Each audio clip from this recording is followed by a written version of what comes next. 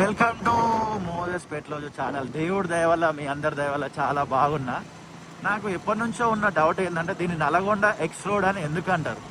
మీకు ఏమైనా తెలిసే వీడియో కింద ఖచ్చితంగా కామెంట్ చేయండి.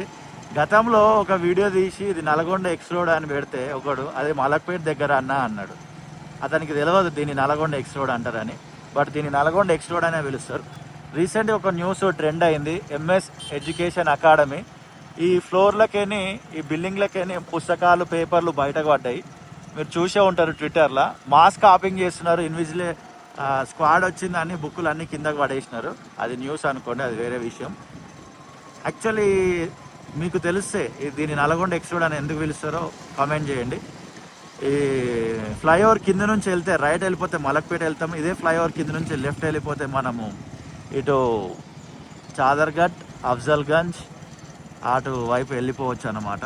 మనము హైదరాబాద్ ఫ్లైఓవర్స్ అని కంటిన్యూగా వీడియోలు తీయడం జరుగుతుంది. ఒకసారి మీకు ఈ ఫ్లైఓవర్ చూపించాలనే ఉద్దేశం చొప్పున ఈ ఫ్లైఓవర్లో ట్రావెల్ చేయడం జరిగింది. ఇదిగోండి రౌండ్ తిరిగినాం కదా, ఇక్కడ నుంచి మనము ఇలా స్ట్రైట్ వెళ్ళిపోయినాం అనుకోండి, మలక్పేట్